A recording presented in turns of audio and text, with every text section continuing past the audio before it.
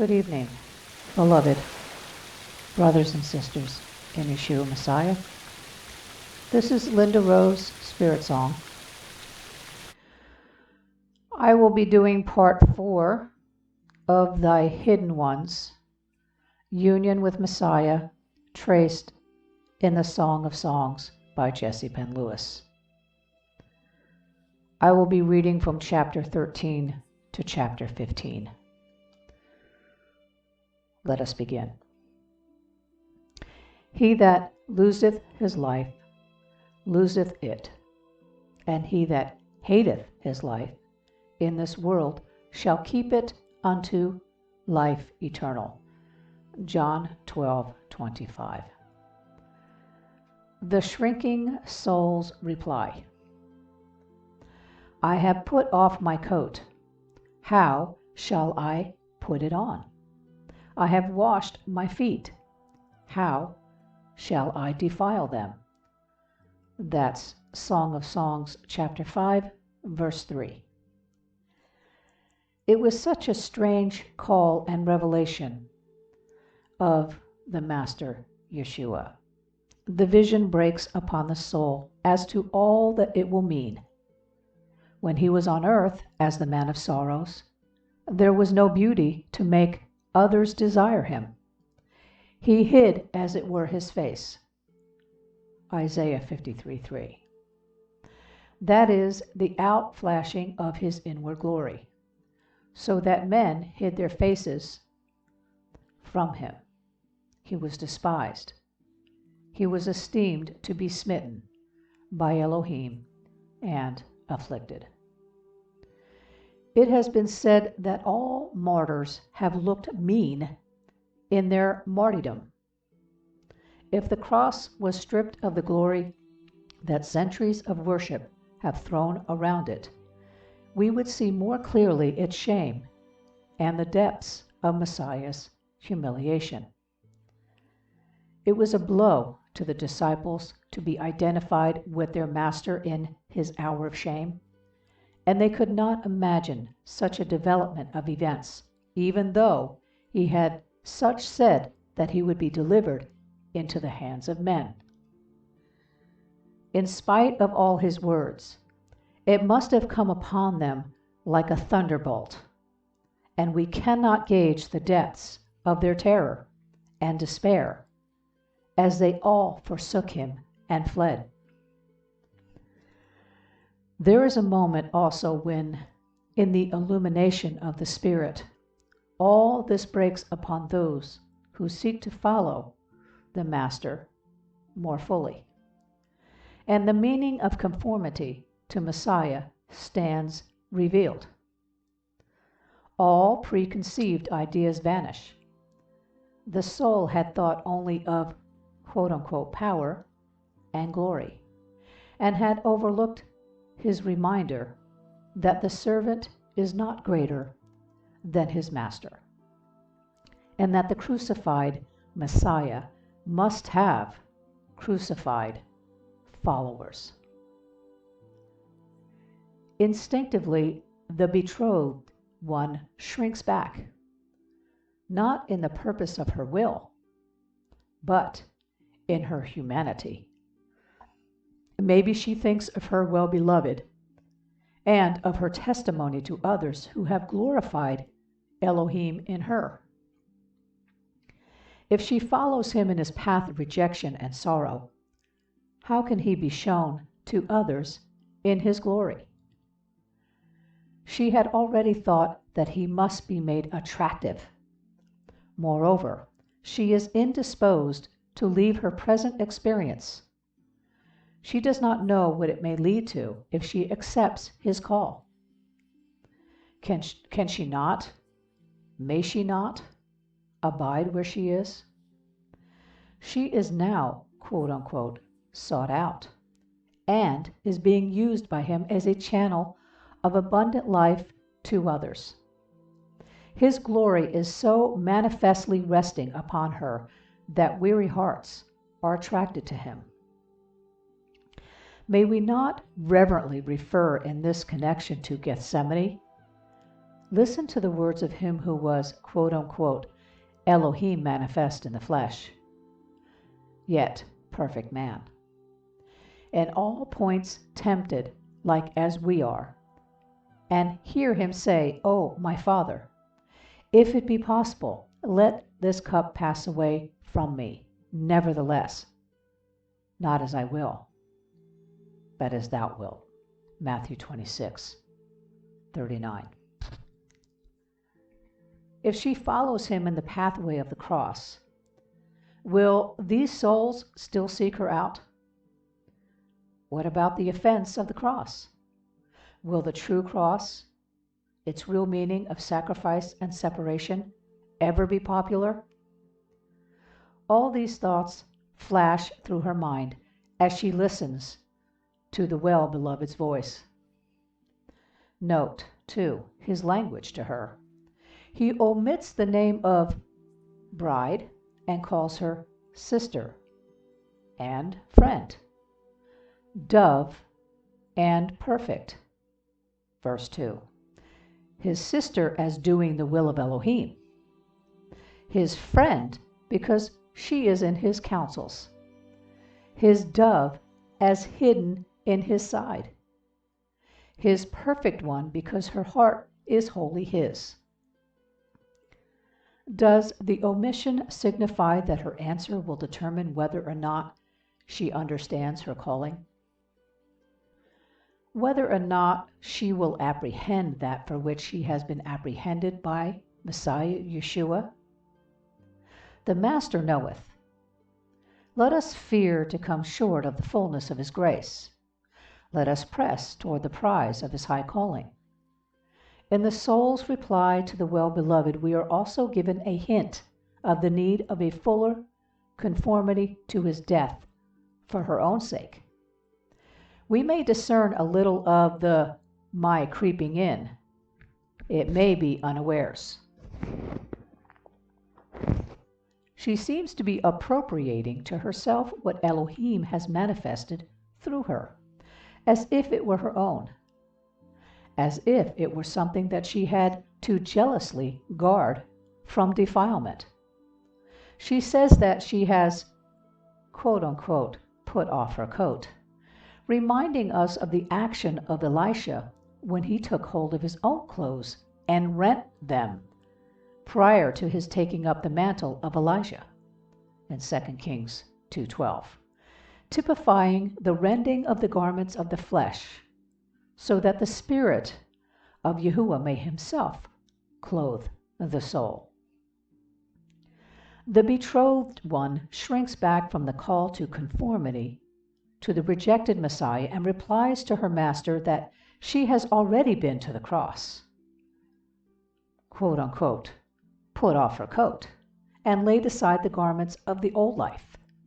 She knows full well that the foundation of the new life is, I have been crucified with Messiah, Galatians 2:20. But even yet, she does not fully understand. He is not calling her now to put off the old man and his doings, Colossians 3:9-10, but to enter into the fellowship of his sufferings and to be conformed to the image of the Lamb. She has yet to learn in deeper measure that her whole being must be brought into practical conformity to the position already given her and the purpose of Elohim, that she has died in Messiah, that always bearing about in the body the dying, putting to death of Yeshua is the condition of the life also of Yeshua, manifested in her body. 2 Corinthians 4:10. The soul has already put off her coat. It is true. But the question, how can I put it on, will quickly be answered, for she fails to respond to the divine call. For there is no point in the spiritual life where the believer may not drift back or build up that which has been overthrown. Galatians 2:18. However full and blessed the past experience may be, Its power depends upon the fresh inflow of the divine life and the obedience of the soul to the very utmost. The slightest retreat admits the inflow of the old life and is quickly followed by failure and sin. The fight of faith is to stand firm upon each successive step in the heavenlies, for every step will be contested by the spiritual hosts of wickedness. Having overcome, stand. Ephesians 6:13. Yet the believer dare not stand when Elohim says, "Forward," for every call disobeyed means retrogression, and the adversary is ready with the old coat under a new name, so that the soul may not know its character. I have washed my feet. How shall I defile them? Replies the friend to her master. The moment she begins to think of protecting herself from defilement, she will need to be shown by the Holy One that He alone is able to keep the feet of His saints. Soul, you are forgetting that in yourself you are black. Chapter 1, verse 5 in Song of Songs. In you dwells no good thing. You are but a capacity for Elohim, a nothing, that Yahuwah may be all in all.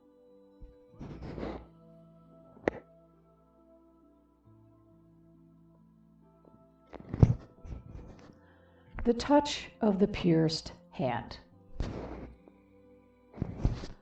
My beloved put in his hand by the hole of the door, and my heart was moved for him. Chapter 5, verse 4. The waiting master sees the soul shrinking from his call through fear. Fear of consequences. Fear of losing present blessing. An undefinable fear of what it may all mean in actual suffering. He knows that she is in great fear where no fear is. Psalm 53:5. She should remember all the way He has led her hitherto. His grace has always been sufficient to make each apparently impossible step quite easy. She ought to know that the fact of His call proved that He had prepared for her all that He was preparing for her. He had never bidden her take a step beyond her measure. Why should she hesitate? If it were a deliberate rejection on the part of her will, He would do more until she yielded. But He sees that it is only, as it were, a surface shrinking, and that she must be unable to ignore it and to act by her will alone. For in the center of her will she is steadfastly purposed to follow Him at any cost. He therefore puts forth His hand, and immediately her heart is moved. He knows the character of each of His redeemed ones, and the spring that will respond to the touch of His pierced hand. In some, it is the shame of cowardice in leaving to Him alone the path of rejection. In others, a high sense of honor in loyalty to their master. What spring did, He touched in Peter. With that one look that broke his heart, my heart was moved for him, says the shrinking soul. Now comes the drawing power of His love. She looks at Him, and she forgets her fears. Him, that He should need her fellowship and seek it in vain, that He should count her worthy to suffer on His behalf. Philippians 1:29. And she shrinks back. It cannot be. She is moved for Him, and her hesitation is over. She will trust Him. She will follow Him all the way. Her choice is made. My heart was moved for Him. I rose up to open to my beloved, and my hands dripped with myrrh upon the handles of the bolt. Verse 5. My beloved is unto me as a bundle of myrrh, she had exclaimed in early days at the king's table. As she renews her abandonment and reopens her whole heart to her master, the divine life within her breaks forth in its costly fragrance, as a sweet savor of Messiah unto Elohim. 2 Corinthians 2:15. As the soul chooses the path of sacrifice, her hands, suggesting the hand of faith that draws the bolt of the will, are fragrant with the costly and liquid myrrh. Chapter 14. Passing through the valley of weeping, they make it a place of springs. Everyone appeareth before Elohim in Zion. Psalm 84, 6-7. The trial of faith. I opened to my beloved, but my beloved had withdrawn himself and was gone. Chapter 5, verse 6. Poor soul, your hesitation will cost you dear. She opens the door or abandons herself to him afresh, but instead of his voice and his face, silence. The well-beloved had withdrawn, apparently wounded, in the house of his friend. I opened, but my beloved hath withdrawn himself and was gone. The withdrawal of the light of his face now is far more bitter than when he hid himself before. Then it seemed to be without apparent cause, only that she was dull of hearing and had not understood his call. Now she is torn with the self-reproach that he has turned away because she did not open to him immediately. To a soul in her position of privilege it appears as the blackest crime. She had been brought into such union with him that he had given her signal proofs of his love and joy in her, and his glory had been seen upon her by others. The she should have hesitated, even in thought, over obeying and following him at any cost, brings unspeakable sorrow and shame to her heart. No marvel that he has turned away. He is grieved and wounded by the one whom he should have been able to count to the very end. How the anguish sweeps over her soul. To her it is sin, blackest sin. How could she have dared to speak of having washed her feet, and of fearing to defile herself when she was grieving him at the very time? What can she do but fly to the fountain opened for sin and humble herself before her Elohim? The Master, excellent in counsel and wonderful in working, seems to make use of her shrinking, which was not in her will, to bring about the fellowship with him which he desires. Her destination of sin, heightened by the knowledge of its exceeding sinfulness as revealed in the lights of his holiness, or the light of his holiness, is so deep that she could have borne any suffering so long as she knew that her conscience was void of offense. The agony of having wounded her well-beloved is unspeakable. She now confesses that she intuitively knew in the depths of her spirit what his call meant. At the first sound of his voice, her soul had failed her, as if it went forth from her, verse 6, and her spirit fainted within her, Psalm 142:3. The silent Master, Yahuwah. I sought him, but I could not find him. I called him, but he gave me no answer. Chapter 5, verse 6. She does not go out into the city to look for him now. She seeks him in the solitary place with her broken spirit, desolate and crying in the darkness after him. It is the darkness over her spirit that is now so terrible. In the wilderness path, when she came out of herself to hide in him, It was simply a darkness that meant no consciousness of his presence, no joyous emotion such as she had known in the banqueting house, but she could still rise up with decision and say, "I will seek him." Now her spirit is grieved within her. He who is very life and light has hidden his face. Her spirit is overwhelmed. Psalm 77, verse 3. She calls to her well-beloved, but he is silent. No answer. To the one into whom he responded so quickly in the past, "Here I am." At last the cry breaks from her in the darkness, "Save me, O Elohim, for the waters are come in unto my soul." Psalm 69, 1. The well-beloved is silent. Still, his hand will uphold her through all the deep waters. He will bring her out through fire and water into a wealthy place. When the Master heard that Lazarus was sick, he abode still in the same place where he was.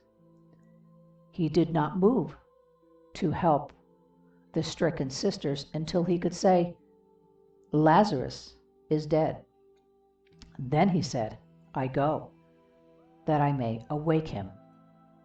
Even so, our Master waits to be gracious to each of his redeemed ones, as he leads them through the deep waters of the way of Calvary. The desolate and tempted soul. The watchmen that go about the city found me. They smote me and wounded me. Chapter 5, verse 7. She did not ask the watchmen this time if they could tell her about the well-beloved. She knew now that she was in the hand of Elohim and that she must wait for his revealings. None could help her, and few would understand her. If she could but have hidden away in her brokenness of heart. But it could not be. She had to move among others as usual, and thus the watchmen found her. They were true, wholehearted remembrancers of Yahuwah. Perhaps Isaiah 62:6, keenly anxious to be faithful to their calling of warning the wicked to escape from the judgment to come, and of the warnings of the righteous man, that the righteous sin not. Ezekiel 3:21. When they came upon this desolate child of Elohim, they thought that they saw their opportunity of fulfilling their ministry. What has happened to the soul that has been so transfigured, so beautiful, so manifestly Elohim possessed? Like Job's friends, they gather round, intending to help or comfort, but wounding all the more. They talk to the grief of those whom thou hast wounded. Psalm 69:26. She sobs out to her Master, "I looked for some to take pity, but there was none, and comforters, but I have found none." Psalm 69:20 is the complaint of her desolation. The darkness over her spirit seems to leave her exposed to wounds from every side. The iron is entering into her soul. There are other watchmen that are also likely to find the child of Elohim at such a time as this. The hosts of spiritual wickedness in the heavenly places. It is the hour and power of darkness, the evil day of a terrific assault upon the soul. In the hiding of the manifested presence of him who not only gives her light, but is in himself her light, the enemy comes upon her like a flood. They aim at beating her back from her position in the beloved by attacking her faith in the faithful Elohim. They press upon her to admit the thought that Elohim has laid upon her more than is right. Job 34:23, and that she must retreat to an easier path. They taunt her with the silence of her master, and tell her that if he delighted in her, that if all was right in his sight, he would surely interpose and spare her from all this sorrow. They present to her some compromise with sin, with which seems to be a way of escape from much of the conflict. The attack grows so fierce that it looks as if she must yield. It is a resistance unto blood. Her flesh and her heart fail, but Elohim is the strength of her heart and her portion forever. Psalm 73:26. When the enemy comes in like a flood, the Spirit of Yahuwah lifts up a standard against him. The soul is strengthened with the might by the Spirit in the inner man to stand steadfast in the faith. She lays in the hand of faith afresh upon the head of the sacrifice on Calvary's cross and waits for Elohim to explain. The suffering soul laid bare. The keepers of the walls took away my veil. Chapter 5, verse 7. The soul who had walked so alone with her Elohim that others had only seen the outcome of her hidden life had now to face the additional pain caused by the scourge of the tongue. Job 5:21. These watchmen or keepers of the walls, active workers in Yahuwah's service, not only smote and wounded her in her attempts to help her, but took away her veil, exposed her sorrows to others, and laid bare the sacred depths of her soul.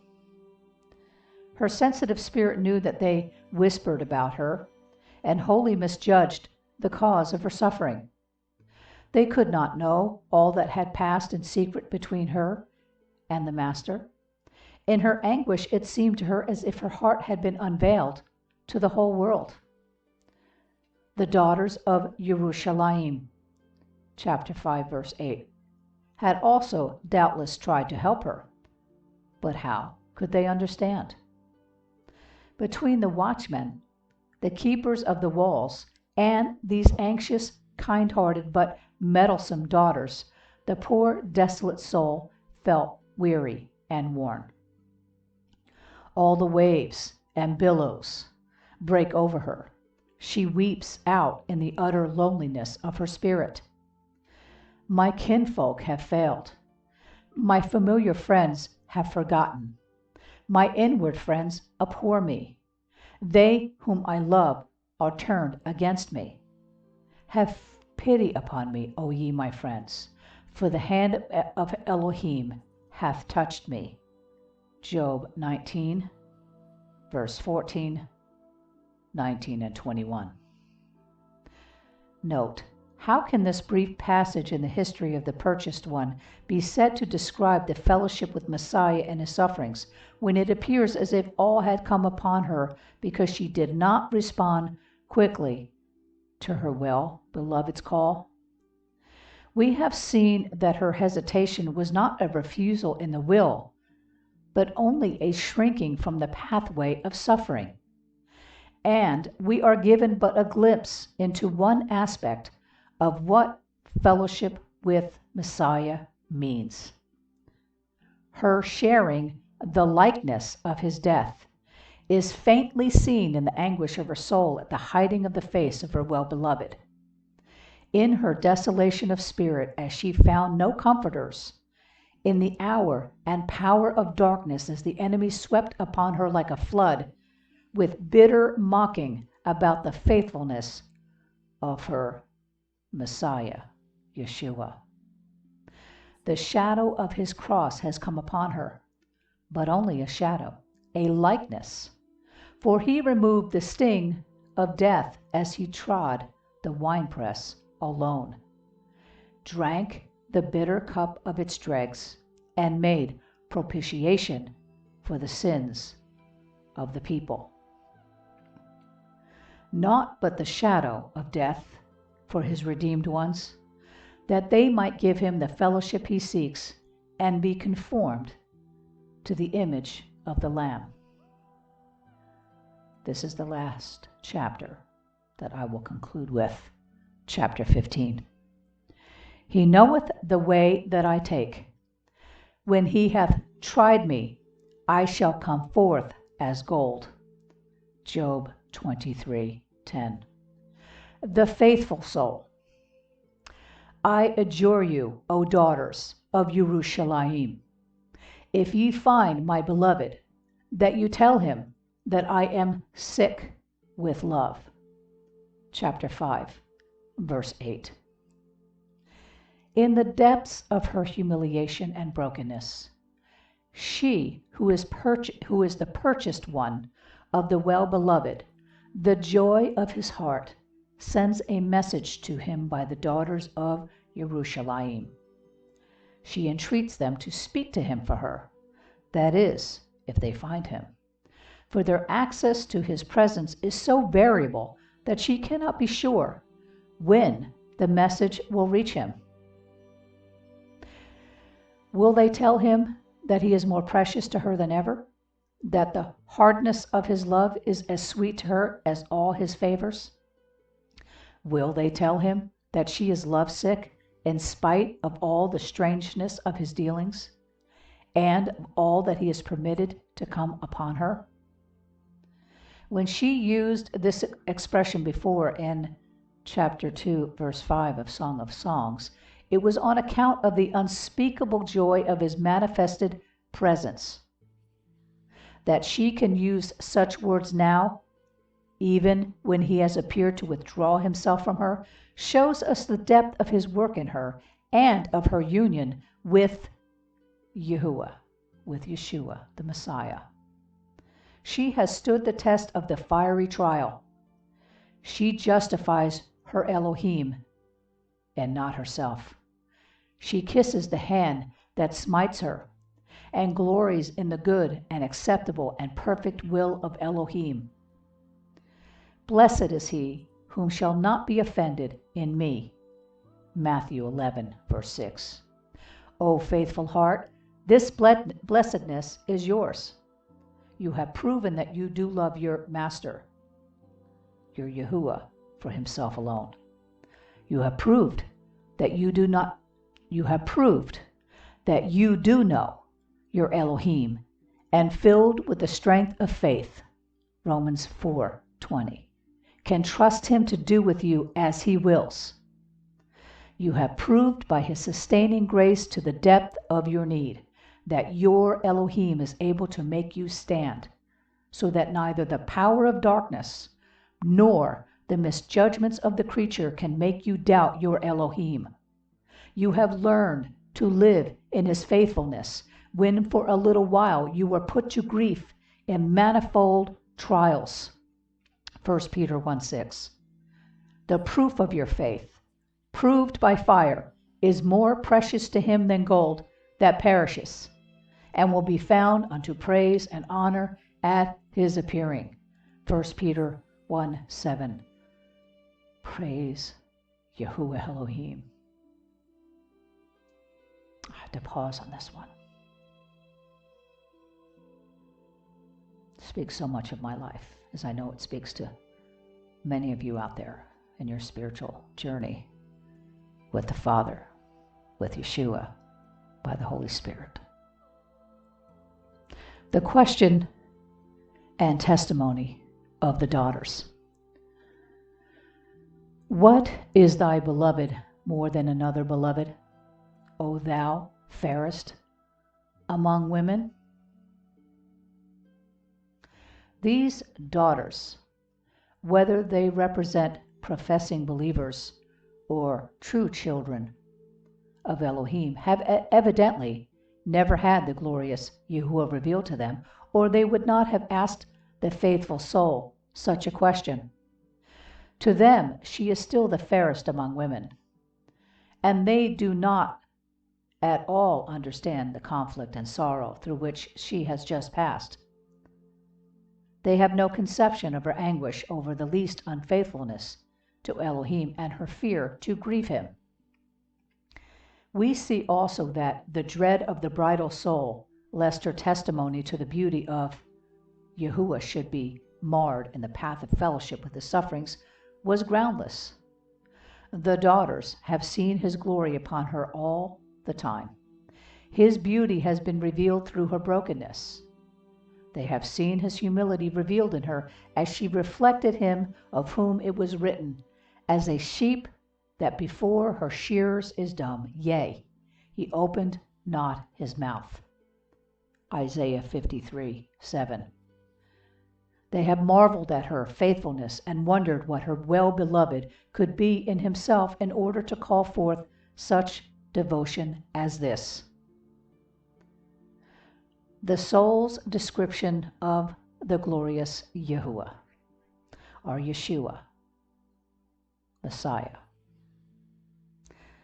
My beloved is white and ruddy, the chiefest among 10,000, marked out by a banner, a standard bearer.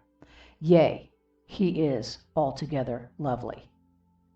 Chapter 5, verse 10 and 16. What is her beloved more than another? The question stirs her whole being. Her beloved. How can she describe him, who is the effulgence, the emanation as of light from the sun of the Father's glory, the sun of his love, who is the image of the invisible Elohim, Colossians 1:13 and 15. The bridal soul is moved to the depths of her being. The shadow upon her spirit fades away. The well-beloved arises upon her in new glory as the Son of Righteousness, with healing in his wings. Malachi 4:2. She bursts out with such a vivid word picture of him that her hearers, too, are moved. My beloved is white and ruddy, she says. As he breaks afresh upon her soul's vision, he is the Lamb slain in the midst of the throne. The Lamb is at once his nuptial and sacrificial name, characterized by white and red. The Hebrew for white is properly illuminated by the sun. He is red in blood-dyed garment as slain. See Matthew 17:2 and Isaiah 63:1-2. The Apostle John knew the Master as the crucified and risen one, many years before he beheld him in his glory, with his face as the sun shining in full strength. Revelation 1:16.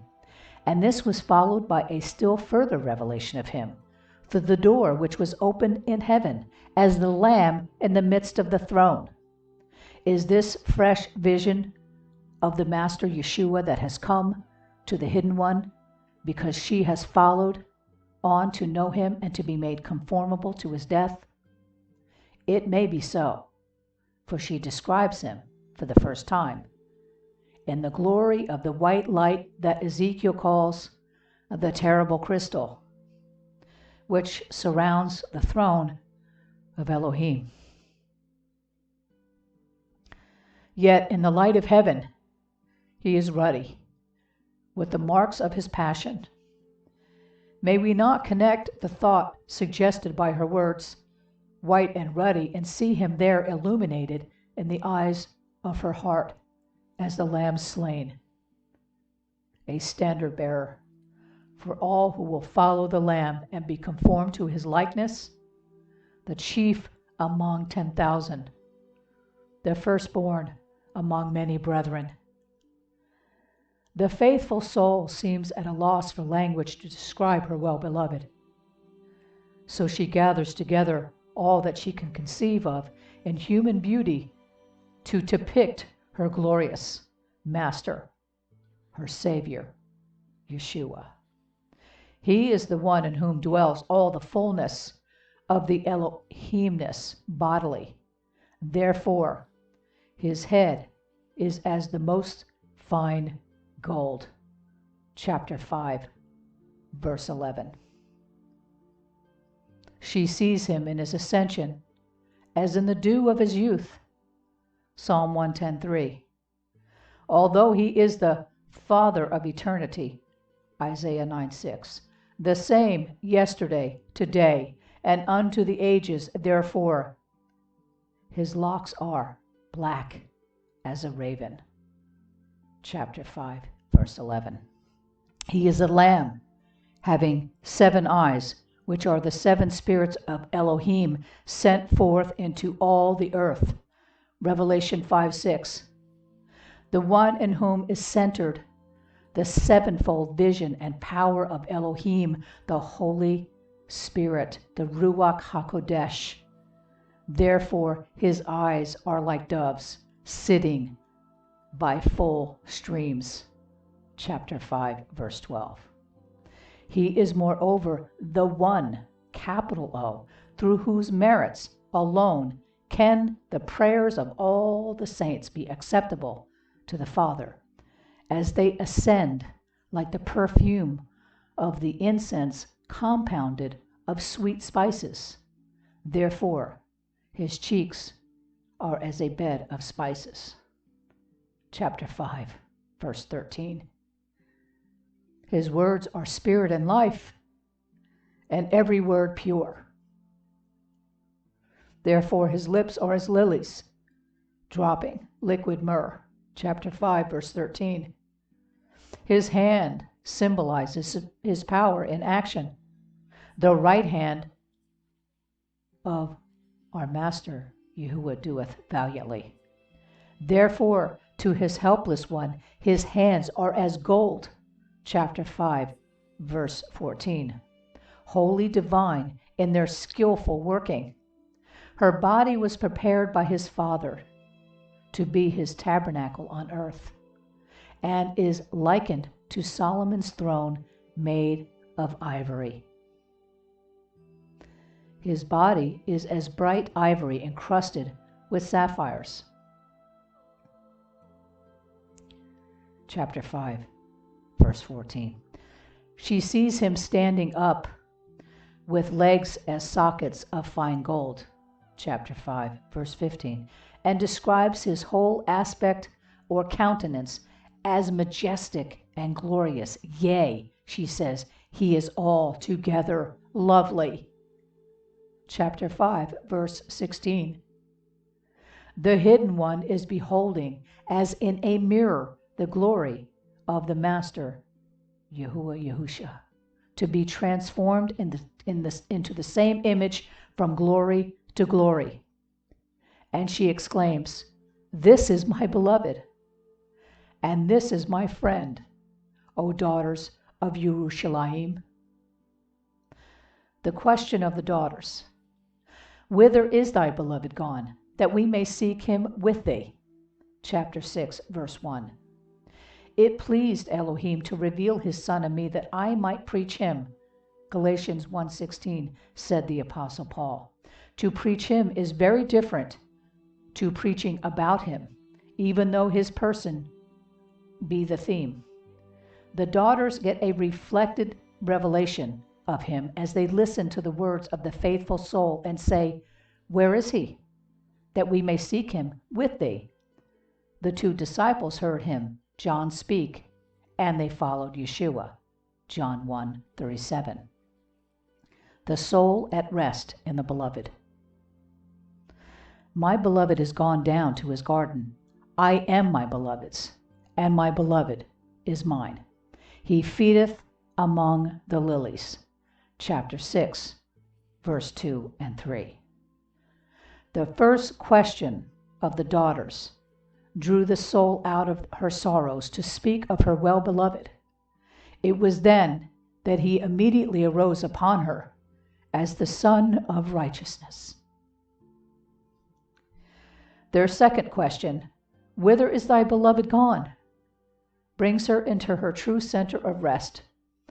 Let me get this word right. Her recollectiveness in Elohim, which for the time being she seems to have lost. Why has she been bemoaning his absence and sending him messages via others, when all the time he had been in his garden? When she shrank from obeying his call, he retreated there to await the moment when she would respond to him. She said he had turned away, withdrawn himself, and was gone.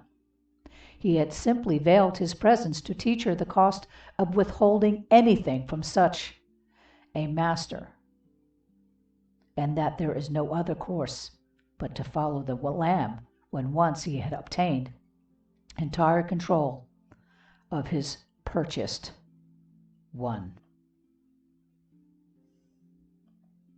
She knows now that failing to cooperate with him in all his will costs far more than any suffering she feared. And there is no pain so keen as that of wounding his heart. Let me read that again. She knows now that failing to cooperate with him in all his will costs far more than any suffering she feared. And there is no more pain so keen as that of wounding his heart. My beloved has gone down into his garden, she replies to the question of the daughters. He is there, feeding among the lilies of his own life. I am my beloved's. The covenant has never been broken. He changes not. With him there can be no variation, nor any shadow cast upon me by his turning. He possesses me, and the glorious Yahuwah Elohim is mine. The soul is now at rest with Messiah in Elohim. She does not try to hold him, as she did when she emerged from the wilderness in chapter 3, verse 4 of Song of Songs. Neither does she say, I have found him. She simply rests upon the faithful Elohim who changes not.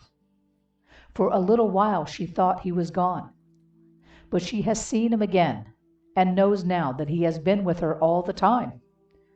From henceforth she will abide in his love and say, I am persuaded that neither death nor life, nor things present, nor things to come, nor powers, nor height, nor depth, nor any creation shall be able to separate us from the love of Elohim, which is in Messiah Yeshua, our Master.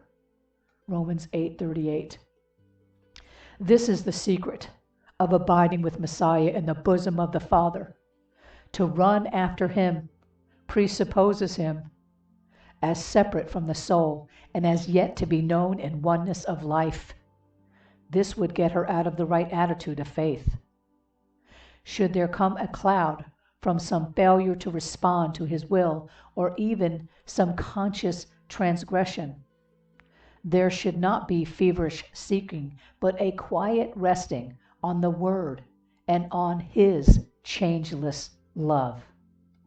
A sinking down upon his heart in assurance of faith, while trusting him by the Spirit to apply the power of the blood sprinkled upon the mercy seat and to bring the whole being into stillness again in the calm of his holy love.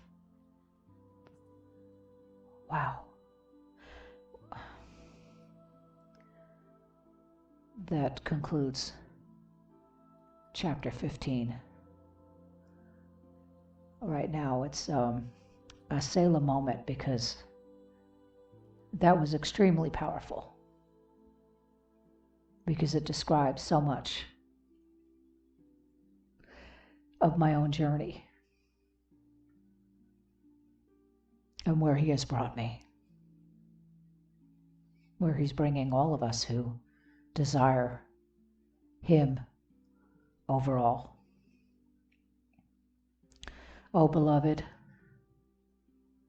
that you would so long for him who is so worthy of our love, who's so worthy and deserving of that fellowship and that union he desires that we have with him and he with us.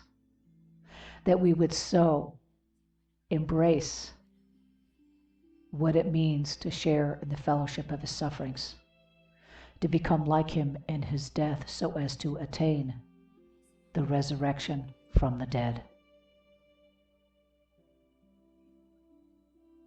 Abba, Father, thank you so very much for this relationship that is like no other, for your long suffering that you have shown me for many years, and for bringing me on this journey. As I'm seeing that we are all nearing the end of this age, this end of this time, of this last generation that you have called us, that so many are looking upon, that we are surrounded by such a great cloud of witnesses watching us, seeing how will we be during these great times of such trial and testing, that we remain faithful in love, boiling over for you, no matter what we're called to go through, no matter what we're called to endure, because it is worth it. It is worth it, knowing that we will be with you, our beloved, our Yeshua Messiah, because of what you have done and the price that you paid. It is worth sharing in the fellowship of your sufferings and enduring what we need to endure so that we will be with you for all eternity. I thank you for that, Father, and I thank you for your Son, and I thank you for your precious body and all that you're going to do in order that we may be wholly pleasing and acceptable to you. In Yeshua's name do I ask these things. Your will be done.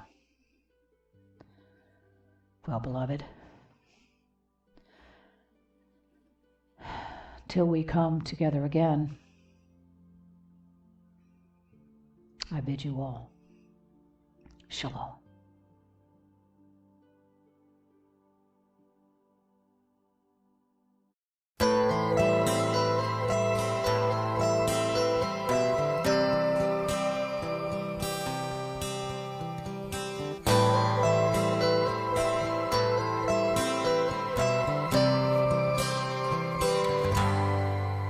Oh, to be one with the wounded Christ, as we drink your tears of weeping, in the hope of eternal life, to be unveiled at your appearing, for the things we once thought gain, now we count them all as loss, as we reach for the crown of life, with our hearts bound to the cross. Oh, to know the Christ and the fellowship of his sufferings, mystery disclosed, Christ in us, the hope of glory, strengthened through the test, by the grace of our Messiah, sharing in your death, that we may share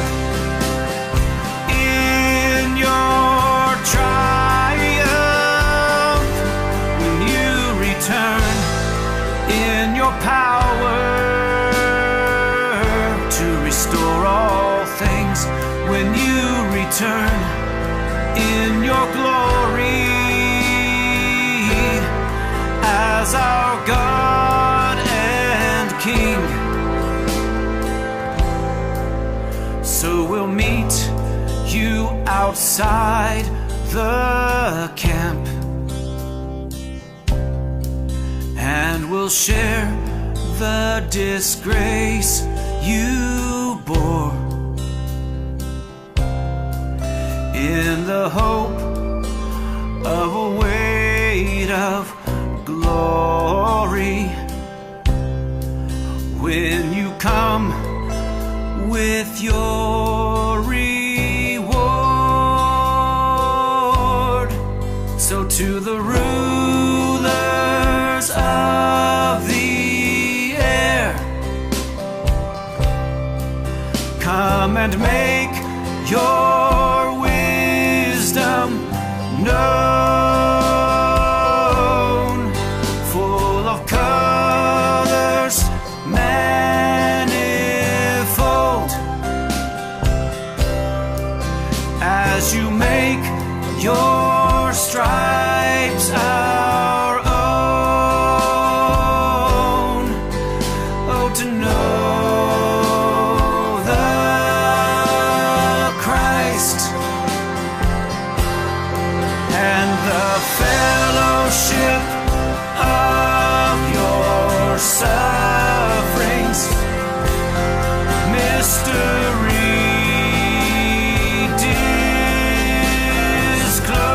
disclosed. It's you in us, the hope of glory, strengthened through the test by your faithfulness, Messiah, sharing in your death, that we may share in your triumph when you return in your power to restore all things, when you return in your glory as our